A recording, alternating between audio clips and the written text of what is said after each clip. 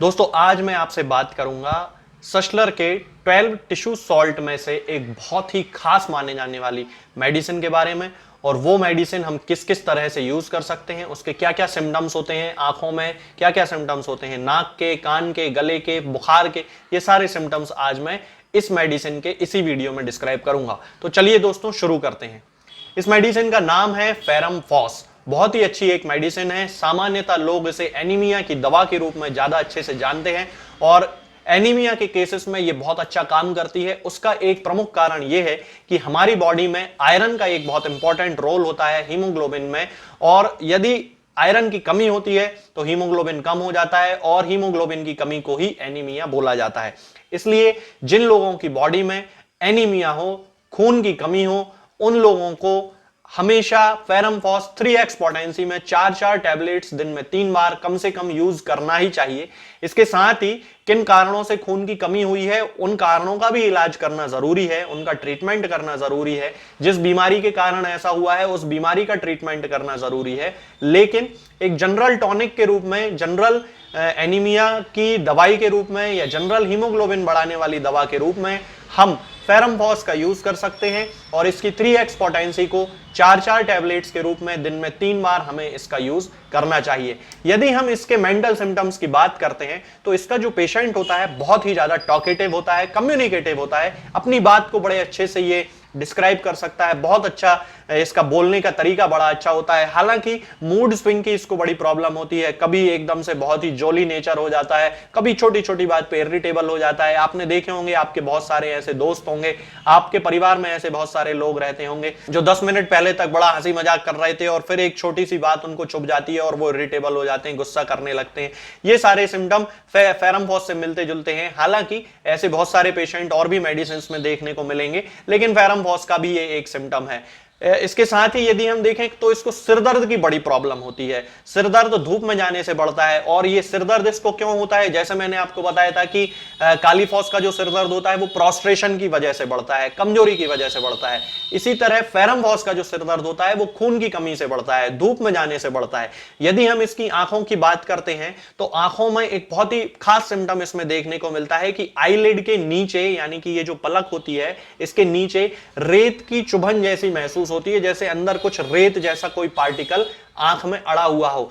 तो इसमें ये बहुत अच्छा काम करती है, खासतौर से कंजंक्टिवाइटिस के वे केसेस जिसमें पेशेंट को ऐसा लग रहा है कि उसकी आंख में कुछ अंदर अड़ा हुआ हो, तो उसमें बहुत अच्छा काम करती है। इसके साथ साथ मैं आपको बताना चाहूंगा कि फेरम फॉस एक ऐसी मेडिसिन है जो किसी भी इंफ्लेमेशन की फर्स्ट स्टेज में यदि दी जाए तो बहुत जल्दी पेशेंट को रिलीफ मिलता है। मान लीजिए किसी को कान में दर्द है और कान में ओटाइटिस मीडिया की इनिशियल स्टेज है, केवल इंफ्लेमेशन हुआ है, पस पड़ना अभी शुरू नहीं हुई है, तब उस कंडीशन में यदि फेरम फॉस दी जाती है तो बहुत अच्छे रिजल्ट मिलते हैं। अब यदि उसको पस ज्यादा बनने लगी है और कान का दर्द जो है वो ठीक नहीं हो रहा है, तब उस कंडीशन में भी फेरम फॉस 6x पोटेंसी में यूज की जा सकती है, 4 टैबलेट्स दिन में 3 बार। इसी तरह यदि किसी व्यक्ति को फीवर आ रहा है, बहुत ज्यादा बुखार आ रहा है और बुखार की फर्स्ट स्टेज है और उसका कोई कैरेक्टरिस्टिक सिम्टम पेशेंट में समझ में नहीं आ रहा है कि आखिर इसका कैरेक्टरिस्टिक सिम्टम है क्या, तब इनिशियल स्टेज यदि है फीवर की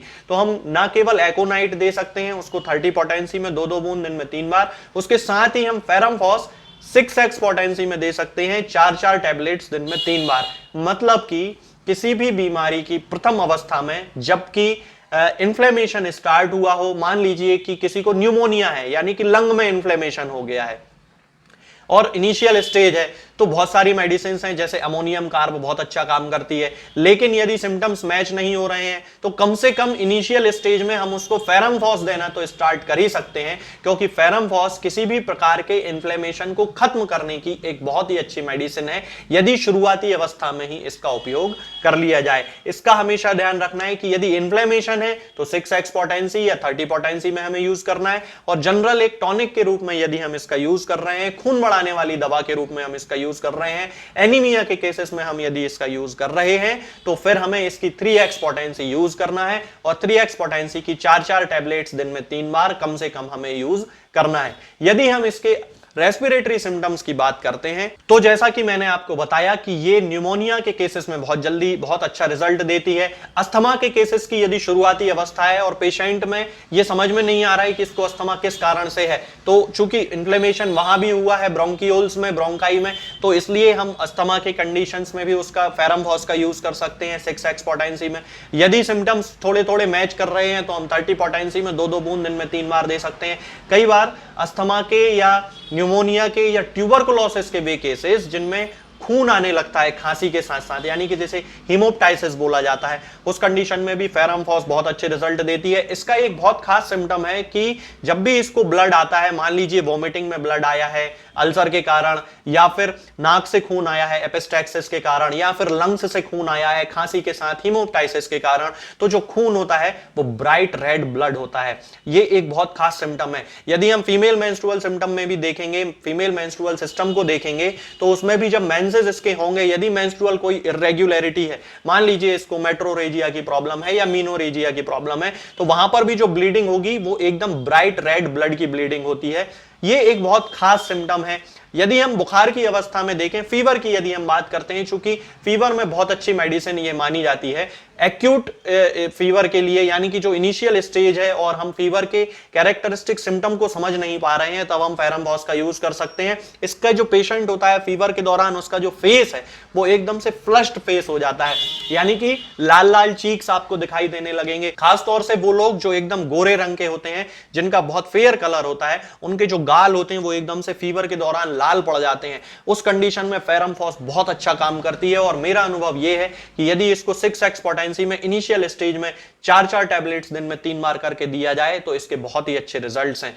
इसके बाद हम बात करते हैं स्टमक की। यदि हम स्टमक में देखें तो ये जो पेशेंट होता है इसको दूध पीना बिल्कुल पसंद नहीं होता है, दूध से बड़ी सख्त इसको एलर्जी होती है। और यदि हम देखें तो नॉनवेज यदि वो खाते हैं तो मीट से उनको बड़ी प्रॉब्लम होती है। स्टिमुलेंट्स खाने की इसकी बड़ी इच्छा होती है, यानी कि तीखा चिरपिरा खाना खाने की, मिर्च वाला खाना, मसालेदार खाना खाने की इसकी बड़ी इच्छा होती है। और यही एक कारण है जिसके कारण इसे अल्सर की शिकायत पेट में हो जाती है, और अल्सर भी बहुत सीवियर वाला अल्सर होता है जिसके कारण उसको वोमिटिंग होने लगती है और वोमिटिंग में ब्लड आने लगता है। जैसा कि मैंने अभी थोड़ी देर पहले आपको बताया था, ब्राइट रेड ब्लड की वोमिटिंग होने लगती है। उस कंडीशन में ये एक बहुत अच्छी मेडिसिन है। इसके साथ यदि हम एब्डोमेन की बात करें तो पेरिटोनाइटिस के केसेस जिनमें इन्फ्लेमेशन आ जाता है, इंटेस्टाइन में इन्फ्लेमेशन आ जाता है किसी ऑर्गन में, उसकी ये बहुत अच्छी एक मेडिसिन मानी जाती है। डिसेंट्री के वे केसेस जिनमें ब्लड आने लगा है, बहुत ज्यादा लेट स्टेज में भी ये काम करती है, बहुत अच्छा काम करती है, चूंकि ये हेमोरेज को होने से रोकती है, यानी कि वे केसेस जिनमें ब्लड निकलने लगता है उसको होने से रोकती है। इसलिए डिसेंट्री के केसेस में भी हम इसका यूज कर सकते हैं। 6x पोटेंसी में ही हमें इसका यूज करना है। यदि हम इसकी एक्सट्रीमिटीज की बात करते हैं तो हाथ पैरों में बड़ी कमजोरी इसको महसूस होती है, चूंकि इसको एनीमिया की प्रॉब्लम रहती है।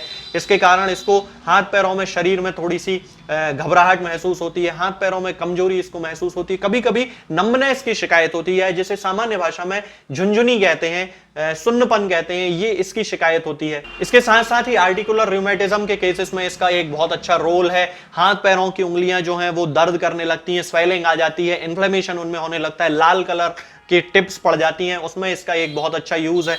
कंधे के दर्द में इसका बहुत अच्छा यूज है। जिन लोगों को सर्वाइकल की प्रॉब्लम है और इनिशियल स्टेज है, उनको यहां पर इन्फ्लेमेशन हो गया है उनकी वर्टिब्रा में, तब उसमें बहुत अच्छा रोल प्ले करती है। इसके साथ ही ये जो कंधों का दर्द होता है ये नीचे हाथों में आने लगता है, इसमें भी एक बहुत अच्छा रोल है इसका। फेरमफॉस हम 6x पोटेंसी में यूज कर सकते हैं। यदि इसको हाई पोटेंसी में दिया जाए, यदि हम नींद की बात करते हैं और यदि इसको हाई पोटेंसी में दे दिया जाए तो ये जिन लोगों को नींद ना आने की समस्या है उनकी समस्या को बढ़ा देती है। इसलिए मैं लोअर पोटेंसीज की बात करता हूं। जैसे मान लीजिए किसी को इंसोम्निया की प्रॉब्लम नहीं है और उसको यदि फेरमफॉस 1m या 10m या 200 पोटेंसी में बार बार रिपीट किया जाता है तो उनको इंसोम्निया डेवलप हो जाता है, नींद ना आने की बीमारी हो जाती है। इसलिए इनको, जिन लोगों को इंसोम्निया की प्रॉब्लम है, उसको लो पोटेंसी में दिया जाए 3x में या 6x में, तो उनको बड़ी अच्छी नींद भी आने लगती है। हालांकि ये नींद आने की दवा नहीं है। यदि इसके सिम्टम मैच करते हो पेशेंट से, तब हम इसको नींद के रूप में, नींद की दवा के रूप में इसका यूज कर सकते हैं।